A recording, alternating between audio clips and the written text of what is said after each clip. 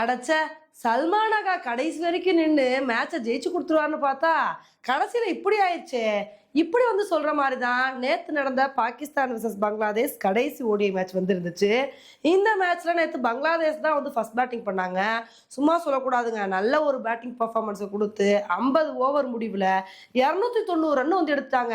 இந்த அளவுக்கு ஸ்கோர் வர்றதுக்கு முக்கிய காரணம் யாருன்னு பார்த்தீங்கன்னா டன்சிப் ஹாசன் தான். டன்சிப் ஹாசனும் சைஃப் ஹாசனும் நல்ல ஒரு பார்ட்னர்ஷிப் வந்து போட்டாங்க. இவங்களோட பார்ட்னர்ஷிப்பே 100 ரன்னுக்கு மேலே வந்து போயிடுச்சு. இப்படியே அவங்களோட பார்ட்னர்ஷிப் கண்டினியூ ஆயிருமோன்னு நினைக்கும் போது அப்பதான் சாயின்ஸ் ஆஃப்ரிதி வந்து எப்படியோ சைஃப் ஹாசனோட விக்கெட்டை வந்து எடுத்தாரு. ஆனால் டன்சிப் ஹாசன் இருந்துட்டு நான் செஞ்சுரி அடிக்காம இந்த இடத்த விட்டு காலி பண்ண மாட்டேன் அப்படின்னு ஒரு சூப்பரான இன்னிங்ஸை கொடுத்து செஞ்சுரி அடிச்சு பட்டை கிளப்பினாரு. அதுக்கப்புறம் அவர் அவுட் ஆனாலும் லிட்டன் தாஸ் கிரிடாய் 2 பேருமே நல்ல ஒரு கான்ட்ரிபியூஷன் வந்து கொடுத்தனால பங்களாதேஷ் நேற்று மேட்ச்ல 50 ஓவர் முடிவில் 290 ரன் வந்து எடுத்தாங்க. இந்த ஒரு ஸ்கோரை பார்த்தோன்னே நம்ம என்ன எதிர்பார்த்தோம் அப்படின்னா இதெல்லாம் சேஸ் பண்ண முடியாது அப்படின்லாம் சொல்ல முடியாது. பாகிஸ்தான் ஸ்டார்டிங்லேருந்தே நல்ல ஒரு பேட்டிங் பர்ஃபார்மன்ஸை கொடுத்தாங்க. கண்டிப்பாக இந்த மேட்சை வந்து வின் பண்ண முடியும் அப்படின்னு தாங்க வந்து எதிர்பார்த்தோம். ஆனால் நேற்று மேட்ச்சில் நடந்ததே வேற. நேற்று பாகிஸ்தானுக்கு சீட்டுக்கட்டு மாதிரி மாற்றி மாற்றி விக்கெட் போக வந்து ஆரம்பிச்சிருச்சு. ஃபர்ஸ்ட் ஃபர்ஹான் அவுட் ஆனாரு, அதுக்கப்புறம் சதாகத், ரிஸ்வான்னு சொல்லிட்டு அடுத்தடுத்து விக்கெட் போனனால பாகிஸ்தான் 82 ரன்னுக்கு 5 விக்கெட் இழந்து பயங்கரமா தத்தளிச்சிட்டு இருந்தாங்க. இதை வந்து பார்த்தவனே அவ்வளோதான், பாகிஸ்தான் வந்து மோசமா ஆல் அவுட் ஆக போறாங்க அப்படின்னு தான் வந்து எதிர்பார்த்தோம். ஆனால் சல்மான் அகா இருந்துக்கிட்டு நான் அவ்வளோ ஈஸியாக விட்டுருவேன்னா நான் கடைசி வரைக்கும் ட்ரை பண்ணுவேன் அப்படின்னு மனுஷன் ஒரு சூப்பரான இன்னிங்ஸ் வந்து கொடுத்தாருங்க.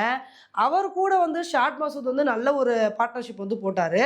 ஒரு கட்டத்தில் மசூது வந்து அவுட் ஆயிட்டாரு. ஆனால் சல்மான் அகா வந்து கடைசி வரைக்கும் நின்று செஞ்சுரி அடிச்சு அசத்தினாரு. ஒரு கட்டத்தில் பாகிஸ்தானுக்கு என்ன சுச்சுவேஷன் வந்து இருந்துச்சு அப்படின்னா கடைசி 3 ஓவரில் 33 ரன் எடுத்தா வின்னு அப்படின்ற சுச்சுவேஷன் வந்து இருந்துச்சு.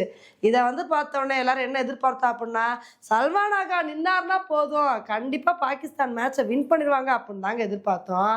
அப்போ தாங்க ஒரு கட்டத்தில் டஸ்கின் அகமதோட பாலில் சல்மான் அகா வந்து சாண்டோக்கு கேட்ச் கொடுத்து அவுட் ஆயிட்டாரு.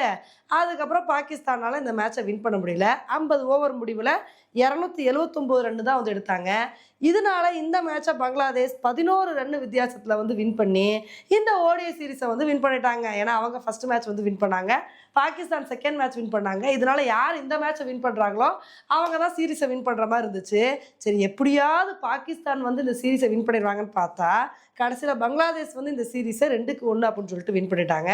ஓகே ஃப்ரெண்ட்ஸ், நேற்று நடந்த இந்த மேட்சை பற்றி நீங்கள் என்ன நினைக்கிறீங்க அப்படின்றத என்னோட கமெண்ட் செக்ஷனில் போடுங்க.